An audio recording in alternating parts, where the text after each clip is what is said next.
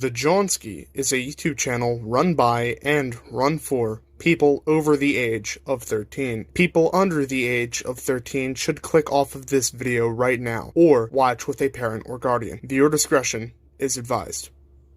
You don't scare me! Mills is freaking today, Militiaman. My name is King Prime, and welcome back to another video here on the YouTube channel. Today, we are going to be returning to our normally scheduled Star Wars reviews. This time, we are going to be taking a look at the Star Wars The Vintage Collection Phase 1 Clone Trooper Army Builder Set 4-pack thing.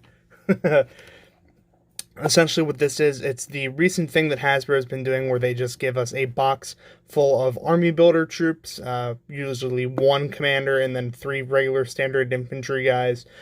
This is the Clone Wars Phase 1 Clone Trooper version of that set. They've released them now for Stormtroopers, for Shore Troopers, Death Troopers, Rebel Fleet Troopers, Hoth Rebels, and now the clones, and I presume we're going to be getting Phase 2 any day now, which I cannot wait for. I'm even going to buy more of these at some point. But real quick, before we get into the actual review, let's take a look at the packaging.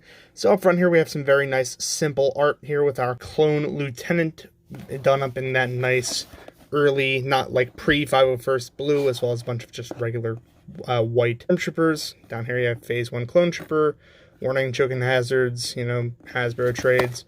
On the side, legal jargon, yada yada. On the back, we have the actual photo of what comes in the set of the 1 lieutenant and the 3 regular clone troopers. On the inside of it, we have literally nothing, just a insert with some baggies of where the clones would be. Of course, I've already removed them, and we shall be moving on to the actual review portion of the video. Now, freeze frame.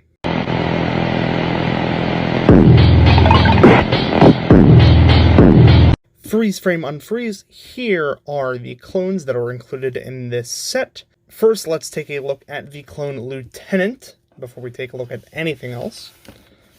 So getting close here on the lieutenant, like I said with him earlier, he does have these sort of pre-501st blue markings on his armor. I'm going to zoom in a little bit more so you can see him a little bit better. The 4 dots that are iconic now with these early Phase 1 clones. The striping, of course, can go all the way down his arm, completely covering his wrist plate, all the way on his elbow plate. And that's about it. There's actually no other markings other than the arms and, of course, his helmet, which is removable. You have a very angry-looking clone trooper there. He's having a real pouty experience there in the Clone Wars. He's not so thrilled to be a lieutenant. Photoreal technology is always quite fantastic with these figures, and this is no exception, but I think that this head sculpt is absolutely fantastic, and I do love it. I think it's very funny, but that is his head sculpt, and of course, on the other 3 clones, you do get head sculpts as well. Let's take a look at these clones now. All the bodies on the exterior are the same. They are just white Phase 1 clone troopers, comlink, belt, you know, the whole 9 yards, thermal detonator, back detail, visor is pretty shiny, but of course you do get, you know, our basic. This is almost exactly the same head sculpt we see on the 332nd troops and the 501st figures that have come out recently. Very nice head sculpt for that one. I'll pull off another helmet there and show you how those two compare. They are essentially just the same, and then I'll pull off a third one as well, and you can see the clone ringer. We have all 3 very identical looking gentlemen there in their white clone armor. As for articulation, however, for the clones, let me pull off our lieutenant's helmet here. We do have the old style, just single ball joints, so you can not but you can get a good range of motion for a clone's head. You have a pretty limited outward range of motion at his shoulder, but a very good 360 joints, so you can get them to go all the way around, just not that far out.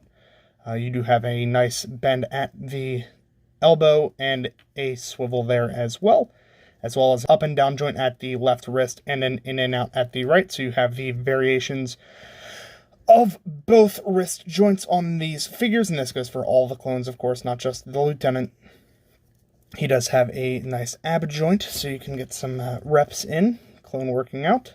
Nothing at the waist proper, however, which is kind of unfortunate, but whatever.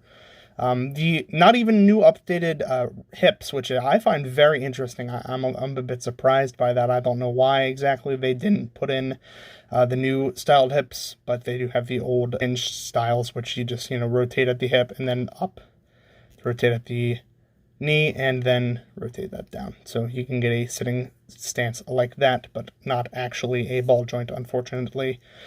And then the most interesting part of this figure is that, for whatever reason, only the lieutenants have their ankles painted and their boots painted as well. On every other one of these clones here, it is completely unpainted. I don't know why.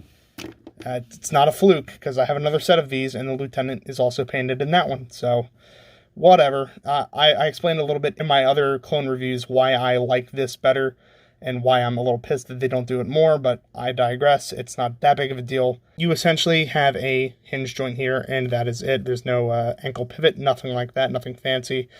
This is all just sort of very basic articulation for some very basic figures. As for the accessories that this set comes with, it does have, of course, 4 clone helmets, as well as a myriad of weapons here, that being mainly you have 2 DC-15s, which are the clone long rifles. They are not painted or anything. They're not detailed in any way. They're just black plastic, very much like the 332nd clone was. And you get 4 DC-15As, which is the clone carbines. And these are also non-painted. They're just black plastic. It's fine. You can arm up your clones for that and have a good time with them all around. But without further ado, let's get on to the size comparison so you can see how these guys stack up with other Star Wars figures. Freeze frame. Hello there. General Kenobi. Freeze frame unfreeze. Now, seeing as all the shiny Phase 1 clones are the same, I'm not going to clutter up the review space with all 4 of them. You know exactly that this one is the exact same size as the others that have been released. So without further ado, here is the clones next to the golden standard of action figures himself, Darth Vader from the Dark Times. Here they are next to one of my more recent reviews, the Mandalorian Super Commando Captain. Here they are next to Din Djarin, who can just sort of slide in right in between them there. And here they are next to a skeleton from Vitruvian Hacks, because I like their skeleton. He's very funny. So they are just a bit taller than your normal Vintage Collection figures, but also short enough at the head to be shorter than like Darth Vader. This is mainly because of their helmets. Their helmets are overinflated to fit the head inside of it. I understand that. Everybody that collects Star Wars figures understands that. Freeze frame.